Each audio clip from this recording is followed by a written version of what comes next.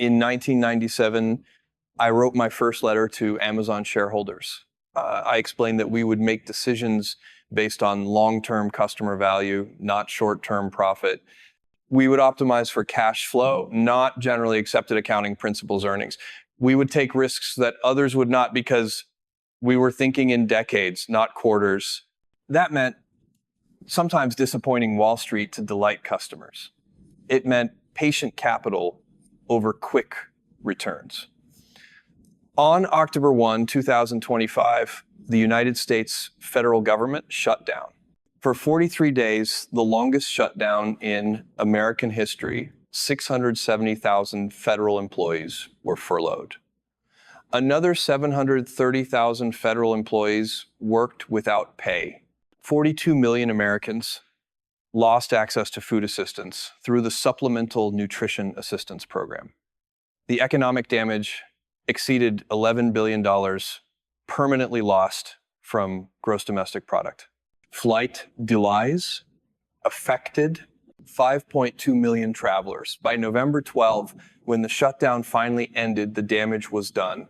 What I am witnessing in this 43-day government shutdown violates every principle of customer-obsessed long-term thinking.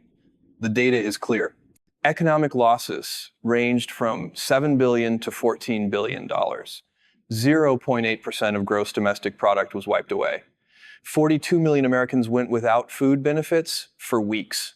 The customer feedback is unambiguous. Transportation Security Administration wait times reached 3 hours. There were 4,162 flight cancellations in 10 days. Food banks were overwhelmed beyond capacity. This trajectory represents textbook day 2 behavior. Let me explain what I mean. I have spent decades building Amazon on one principle, customer obsession. In my 2016 shareholder letter, I wrote that obsessive customer focus is by far the most protective of day 1 vitality. I chose those words carefully. Customer obsession is not a marketing slogan. It is a survival mechanism. Here is what customer obsession actually means in practice. You start with the customer and work backwards. You optimize for inputs, you can control, not outputs, you cannot. You make long-term decisions, even when they are painful in the short term. You treat your organization's most valuable asset, trust, like the fragile and irreplaceable thing it is. The 43-day shutdown represents the opposite approach. Instead of working backwards from citizen needs, decision makers work backwards from political outcomes. Instead of optimizing for controllable inputs like government service continuity, they gambled with output metrics such as legislative concessions. Instead of long-term institutional health, they chose short-term political leverage. This is not just bad policy. It is bad business. I have seen exactly where it leads. Let us look at the data, because the data always tells you the truth. Economic damage. The Congressional Budget Office reported $11 billion in permanent gross domestic product losses. Ernst & Young calculated that 0.8% of annualized gross domestic product was lost in the fourth quarter of 2025. The White House Council of Economic Advisors estimated $15 billion per week in economic impact. Gross domestic product growth in the fourth quarter saw a reduction of between 1.0 and 2.0 percentage points. 60,000 private sector jobs were lost due to the shutdown's ripple effects. Customer and citizen impact. 42 million Supplemental Nutrition Assistance Program recipients were left without food assistance. 670,000 federal workers were furloughed. An additional 730,000 federal workers were required to work without pay. This meant 1.4 million total federal employees missed paychecks. 5.2 million travelers were affected by flight delays and cancellations. From October 30 to November 9, 4,162 flights were canceled. 10,000 children also lost access to Head Start programs across 18 states. Operational breakdown. 50% of Core 30 air traffic control facilities experienced staffing shortages. 80% of air traffic controllers were absent at New York area facilities. 10% flight reductions were mandated at 40 major airports. Transportation Security Administration wait times reached 3 hours at major airports. More than 2,800 air traffic controller positions were already unfilled before the shutdown. Trust erosion. The Consumer Sentiment Index dropped to 50.7. This was the lowest level since the pandemic era in 2022. 54% of Americans expressed deep concern about the shutdown's economic effects. 50% of Americans blamed Republicans, while 43% blamed Democrats. $5 billion in lost travel spending occurred in the first weeks alone. These are not abstract statistics. Each number represents a customer, or rather a citizen. Their experience was degraded, their trust was violated, and their life was disrupted. In my 2016 shareholder letter, I answered a question I had been asked repeatedly. I explained what day 2 looks like. My answer was that day 2 means stasis. This is followed by irrelevance. Then comes excruciating, painful decline, and finally death. That is why it is always day 1. Day 1 companies obsess over customers. Die 2 companies obsess over proxies, processes, and political wins. Die 1 companies make decisions with high velocity but also high quality. Die 2 companies become paralyzed by bureaucracy and short-term thinking. Die 1 companies work backwards from customer needs. Die 2 companies work backwards from their own organizational convenience. The 43-day shutdown is a masterclass in day 2 thinking. Here is how you know the decision makers did not ask what citizens need. Instead, they asked what they could extract politically. They did not optimize for service delivery. They optimized for leverage. They did not think in decades. They thought in news cycles. At Amazon, when we launched Amazon Web Services in 2006, Wall Street analysts were baffled. They asked why we were investing billions in infrastructure that would not be profitable for years. This was because we were working backwards from what customers would need in 2015, 2020, and 2025. We were thinking long term. The shutdown represents the opposite calculation. It sacrifices long-term institutional health for short-term tactical advantage. That is day 2. Let me be clear about what is at risk here. It is much bigger than $11 billion or even 43 days of disruption. Trust is the ultimate asset. At Amazon, I have always said that trust is our most valuable asset. It is built slowly, destroyed quickly, and almost impossible to regain. Every interaction either deposits into or withdraws from your trust account with customers. Think about what happened here. A single mother in Illinois went to reload her supplemental nutrition assistance program card on November 1st and found it empty. There was no warning and no contingency. She was suddenly unable to buy groceries for her children. That was not just a policy failure, it was a trust withdrawal. An air traffic controller in New York worked 60-hour weeks without pay. He then called in sick because he could not afford gas to get to work. Flights were canceled. Travelers missed weddings, funerals, and business meetings. Each person affected just learned that the system they depend on is unreliable. This was a trust withdrawal. A federal scientist at the Environmental Protection Agency had to pause critical research on water contamination. The data gap from those 43 days can never be recovered. Communities that depend on that research just learned the institution cannot be counted on. This was a trust withdrawal. These trust withdrawals compound. They create what I call a negative flywheel. Each bad experience makes the next one worse, which makes the next one worse still. The flywheel running backwards. At Amazon, we built a positive flywheel. Lower prices attract more customers. This attracts more sellers. This creates more selection, which improves customer experience and in turn attracts more customers. Each turn of the wheel makes the next turn easier.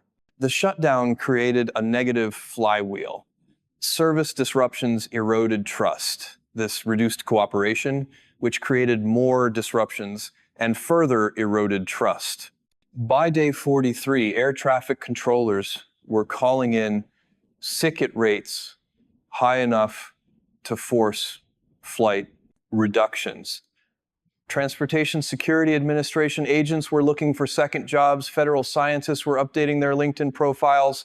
Each turn of that negative flywheel made the next turn harder. Long-term institutional decay. Here is what concerns me most. This was not a crisis that happened to the government. It was a crisis the government chose. That is the difference between a day one setback and day two decline. When Amazon's website crashed on Prime Day in 2018, costing us millions in revenue, that was painful. However, it was on accident, a technical failure we fixed and learned from. We did not choose it. The 43-day shutdown was a choice. Decision makers looked at the potential consequences. These included federal workers without paychecks, supplemental nutrition assistance program, recipients without food, and air travel grinding to a halt. They decided those costs were acceptable to achieve a political objective. That is day two, thinking. One's on, organization accepts that logic. The next iteration gets easier. The shutdown after this one will last longer. The trust erosion will be deeper. The recovery will be harder. I have watched this pattern destroy companies. Sears did it, Kmart did it, Borders did it. They all made the same calculation. It was short-term optimization over long-term health. They all suffered the same fate. Before the shutdown, the warning signs of day two thinking were everywhere. Process over results was a key issue.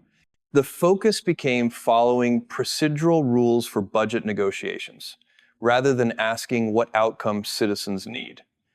Proxies replaced reality. Political leverage became a proxy for governance effectiveness. Showing strength replaced showing competence. Competitor obsession dominated.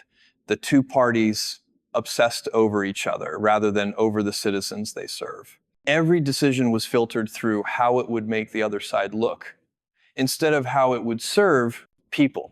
Risk aversion appeared in the wrong places. There was tremendous risk tolerance for institutional damage, but complete risk aversion to political compromise. This approach was backwards. At Amazon, I trained our teams to spot these patterns early. When someone says they followed the process perfectly to defend a bad customer outcome, that is a day two warning sign. When teams spend more time monitoring competitors than listening to customers, that is day two. When risk tolerance becomes inverted, taking huge risks with core assets while refusing to risk anything on innovation, that is also day two. The 43-day shutdown checked every box. Let us dive deeper into the data. Understanding the full scope requires looking at both leading and lagging indicators. The economic cascade, the Congressional Budget Office projected 3 scenarios. A 4-week shutdown would cost $7 billion. A 6-week shutdown would cost $11 billion.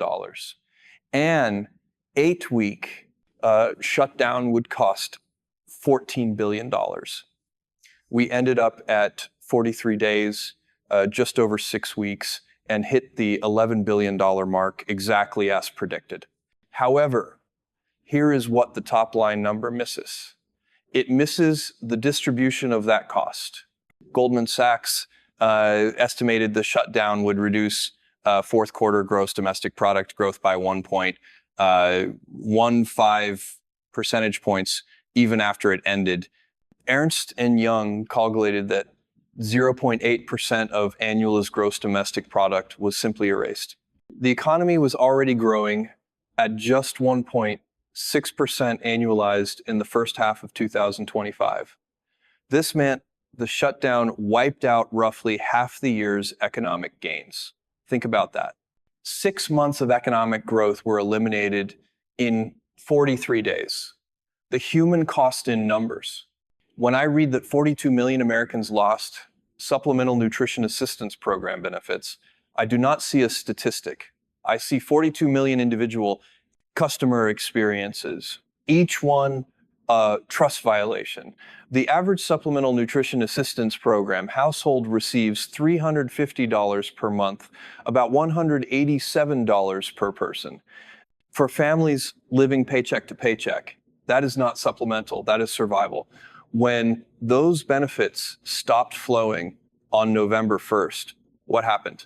Food banks reported they could not possibly fill the gap. In Kansas City, one food bank director said that it was nearly impossible to make up the gap that supplemental nutrition assistance program was leaving them. The math bears that out. Supplemental nutrition assistance program provides 9 meals for every 1 meal that food banks distribute. You cannot crowdsource $8 billion. Some states tried to help. Delaware covered benefits for 60,000 households.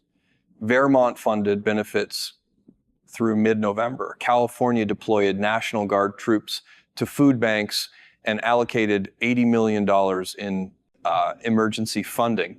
However, this created a patchwork of outcomes based on geography.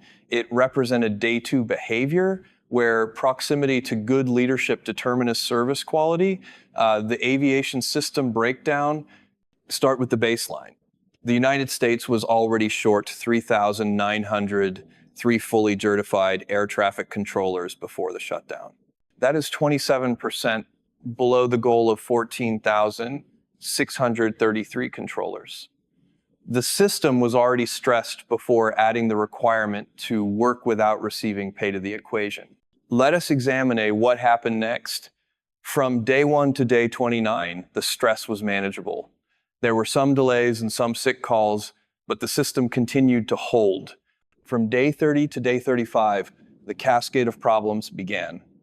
Controllers who missed their first complete paycheck started calling in sick at higher rates. Staffing shortages then appeared at Core 30 facilities.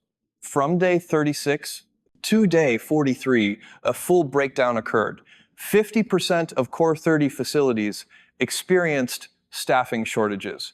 New York area facilities saw 80% of their controllers absent.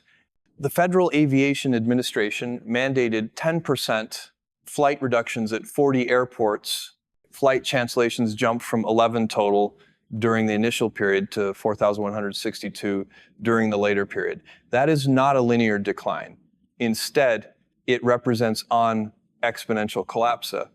This is a classic day 2 pattern. Transportation Secretary Sean Duffy had to announce that flights would be cut by 4%, initially ramping up to 6%.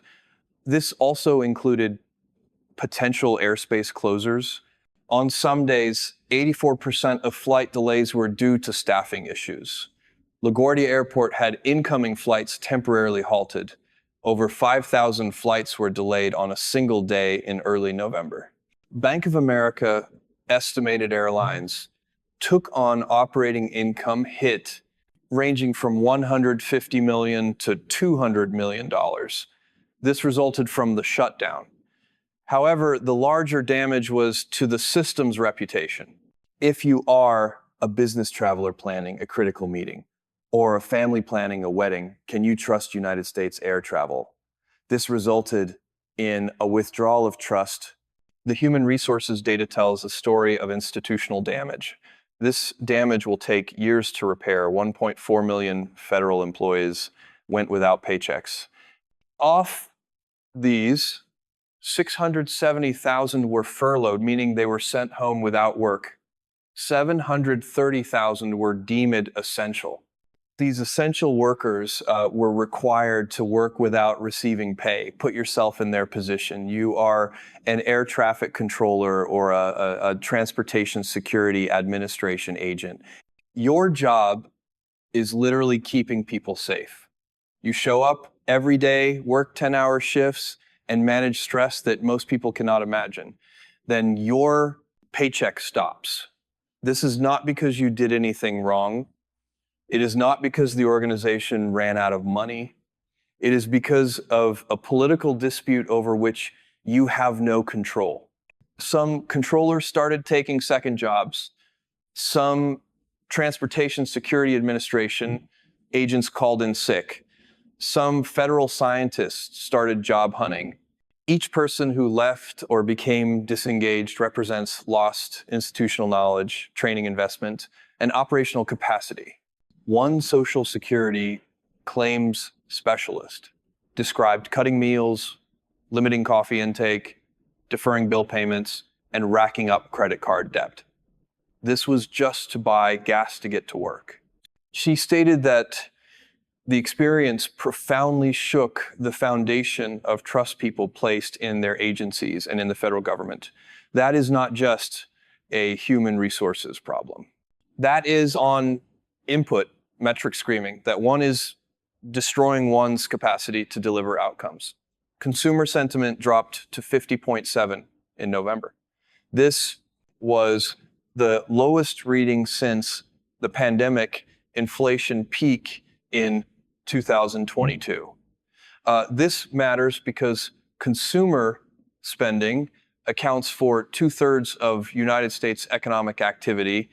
When people lose confidence, they pull back spending. This creates a negative multiplier effect throughout the economy.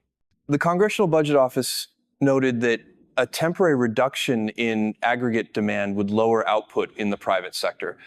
This is economic language for when people become scared and stop buying things. This action hurts businesses that had nothing to do with the shutdown. Polling showed deep concern. 54% of Americans were very concerned about the shutdown's economic impact.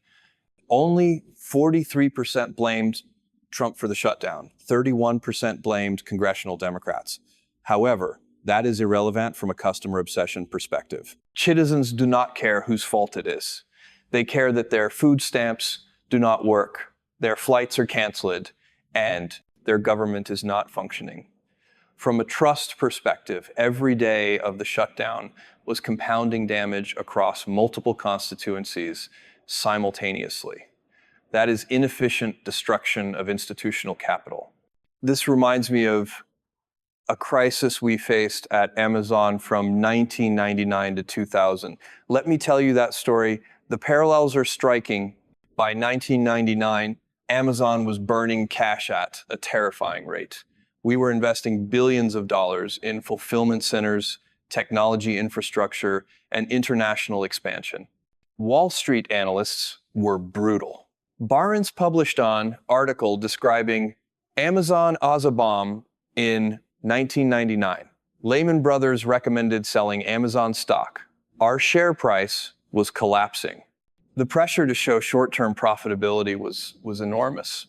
We could have cut research and development spending. We could have stopped expanding product selection, closed warehouses, and shown quarterly profits. Wall Street would have celebrated. Our stock might have stabilized. We would have died within 5 years. Here's why. The fundamental question was not how to make Wall Street happy this quarter. Instead, the question was what customers needed. It also asked if we were building the infrastructure to deliver it at scale. Customers needed broader selection. They needed faster shipping. They needed lower prices. They needed reliability. None of that comes from cutting investment to boost short-term profit. So we made the opposite choice. We raised more capital. This included $1.25 billion in a bond offering in 1999. It was offered at 10% interest when our future was uncertain. We kept building. We kept investing in the flywheel. More selection attracts more customers. This creates more revenue, which then funds more infrastructure. This, in turn, enables even more selection. It was terrifying.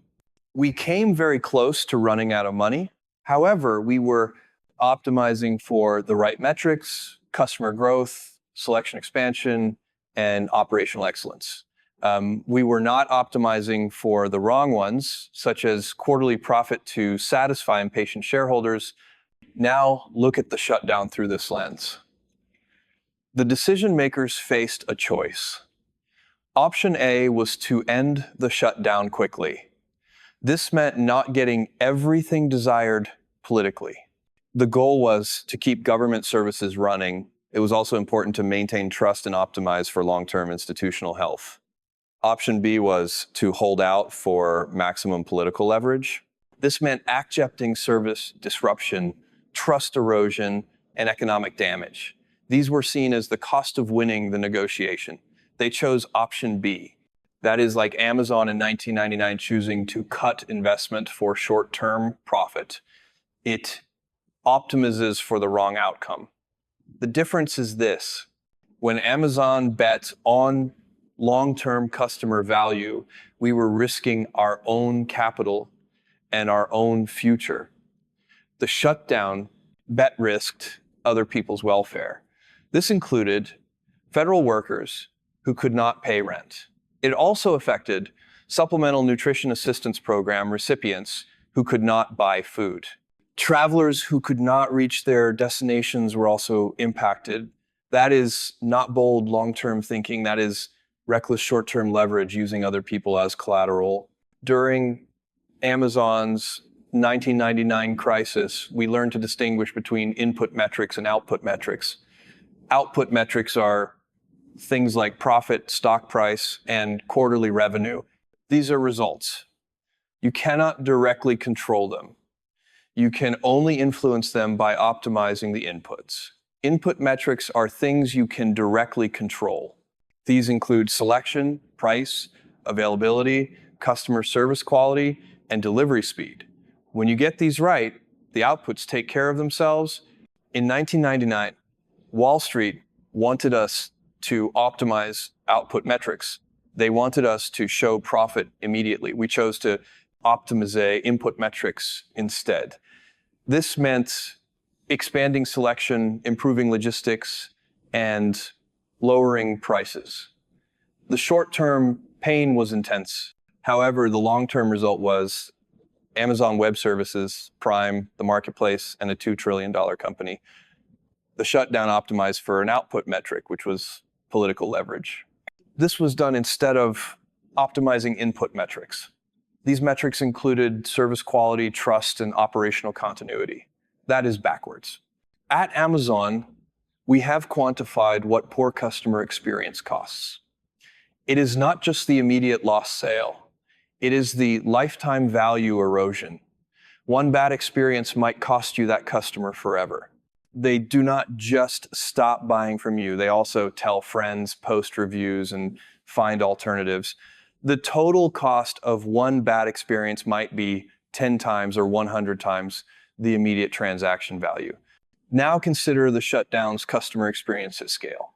A federal worker who missed 2 paychecks might leave government service forever. Replacing such a worker incurs costs for recruiting, training, and lost institutional knowledge. Supplemental Nutrition Assistance Program recipient who could not buy groceries might never trust the system to be reliable again. The costs include reduced participation even after benefits resume. There are also health impacts from food insecurity. A business traveler whose flight was canceled might avoid air travel for months. This results in lost economic activity, reduced business development, and a slower economic recovery. An air traffic controller who called in sick learned that sickouts work to create pressure. This creates future instability whenever workers want to apply pressure. Multiply these individual experiences across millions of people. Then you see why $11 billion is probably an underestimate of the true cost. Let me explain flywheels more deeply. This is where day 1 versus day 2 thinking creates diverging paths. Positive flywheel looks like this. It begins with better service delivery, and increased trust. This leads to higher engagement and easier recruitment of talent. As a result, better outcomes are achieved, leading to even better service delivery.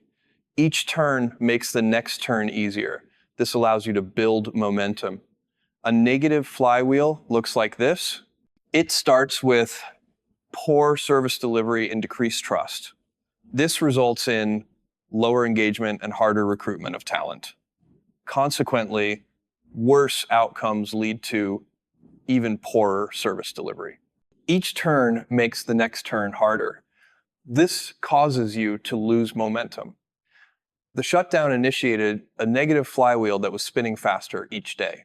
By day 43, air traffic controllers were calling in sick in large enough numbers to force airspace restrictions. This created more delays, which angered more travelers. This put more pressure on controllers, which caused even more sick-outs. The negative flywheel becomes self-reinforcing. Breaking it requires a massive input of energy and trust rebuilding. This is much more than was destroyed in the first place. This section is critical.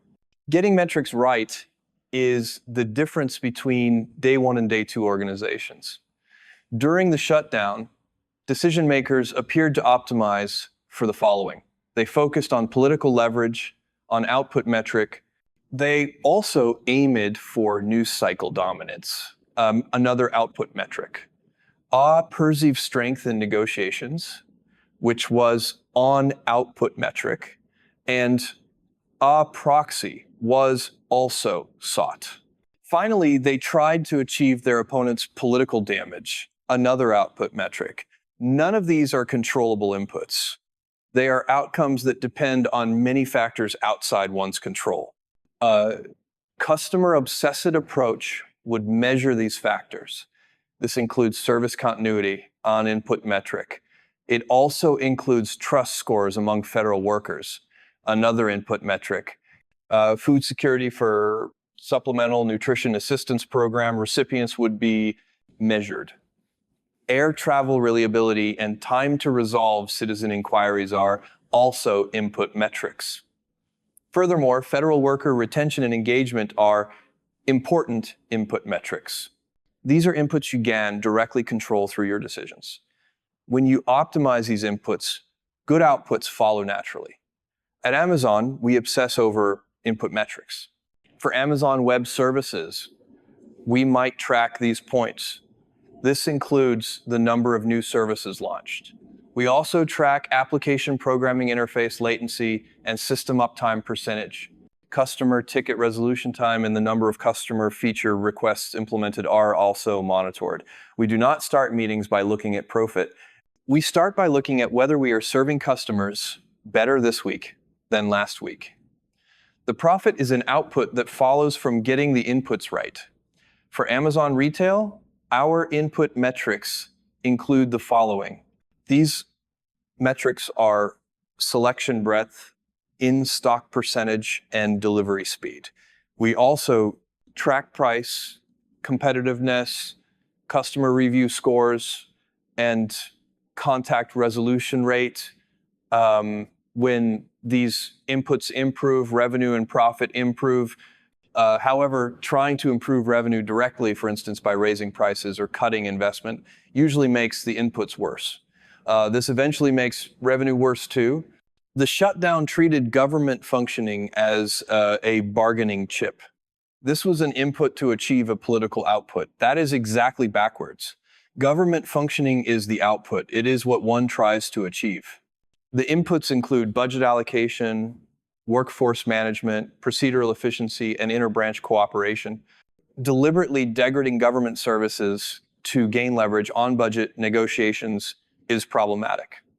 This is comparable to Amazon deliberately making its website slower to force customers to pay higher prices. Shutdown approaches customer hostilely.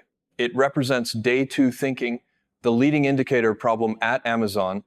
I taught our teams to focus on leading indicators, not lagging indicators.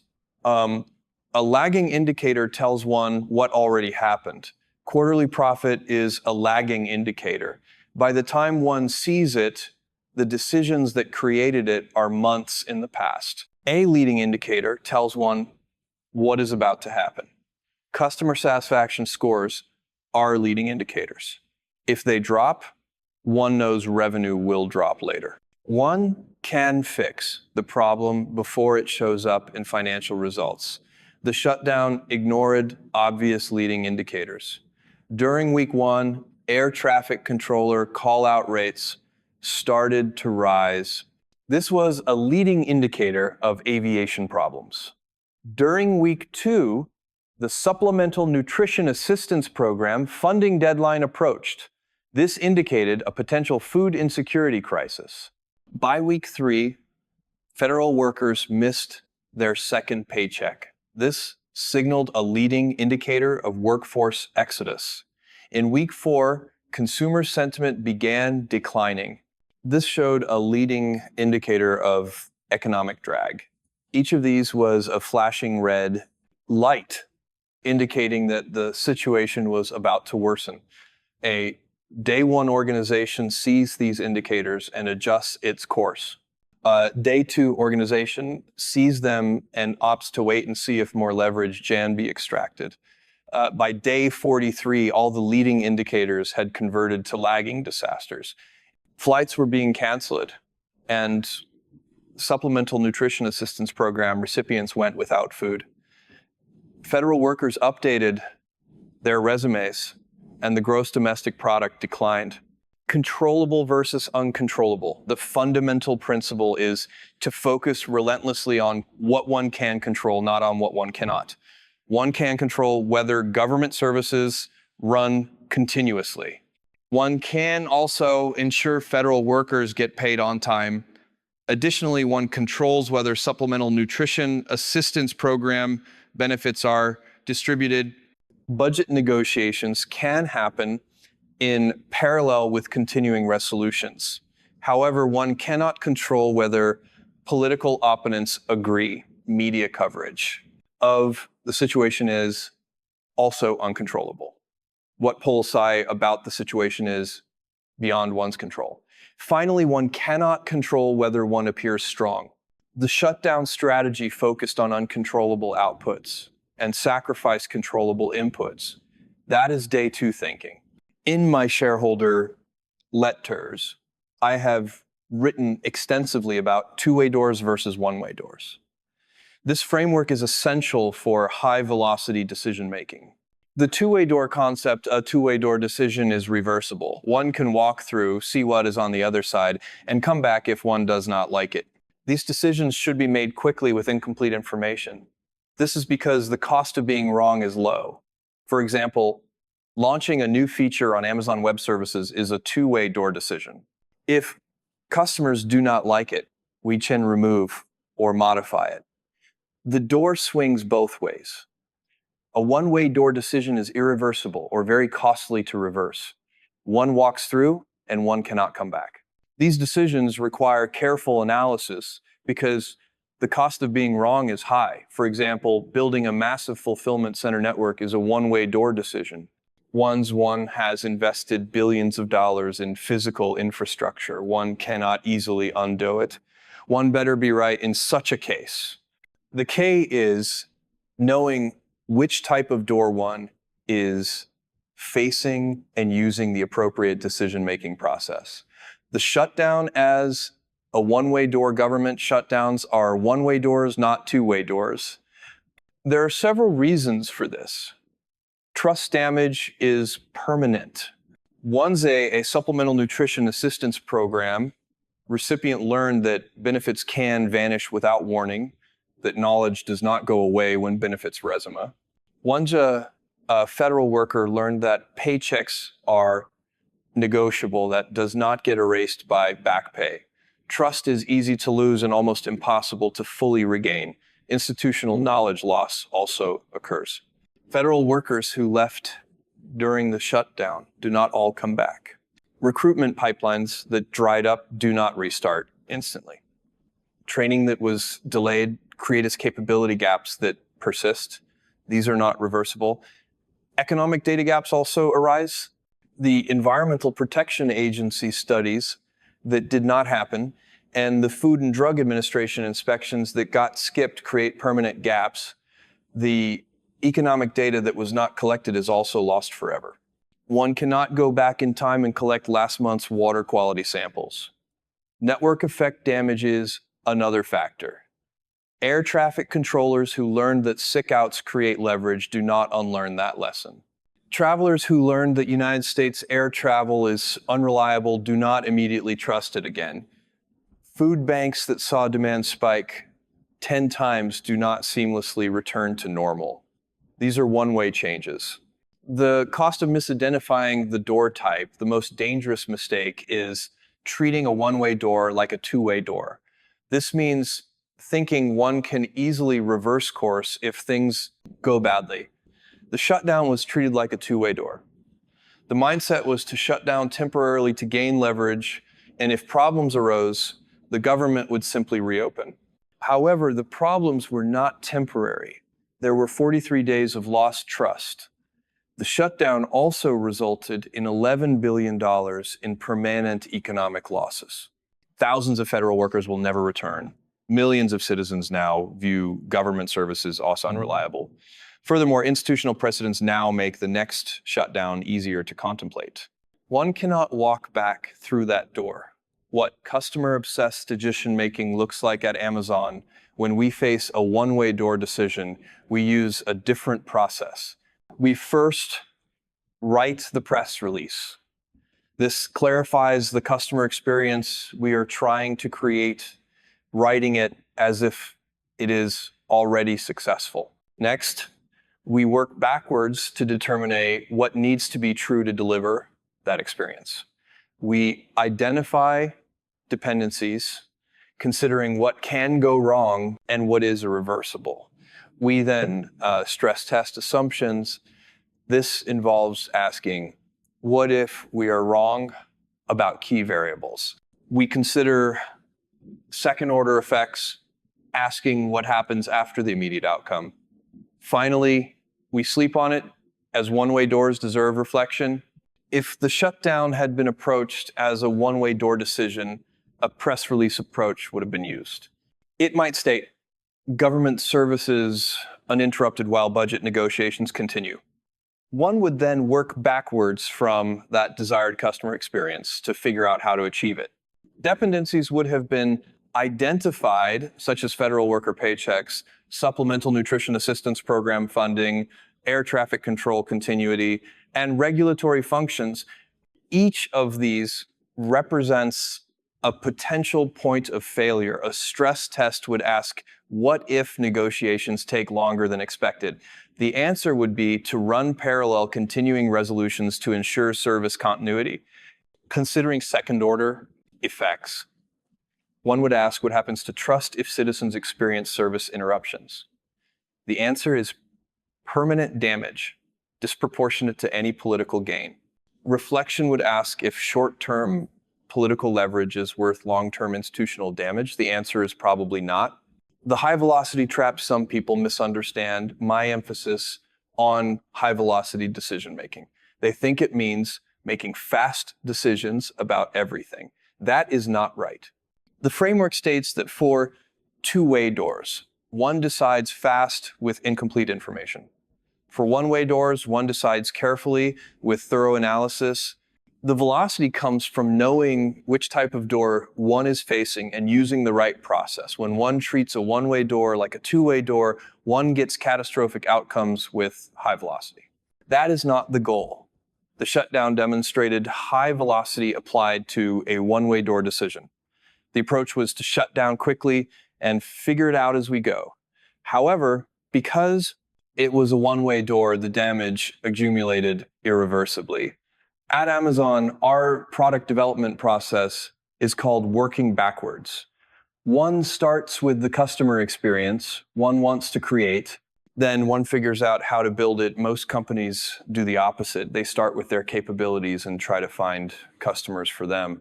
How working backwards actually works. When we wanted to launch Amazon Web Services, we did not start by asking what we could build with our existing infrastructure. We started by asking what developers needed that they could not get. The answer was reliable, scalable compute, and storage. Developers needed to provision these instantly, pay for them on an hourly basis, and scale them up or down without capital investment. Then we worked backwards to deliver that experience. This required virtualization technology and self-service provisioning.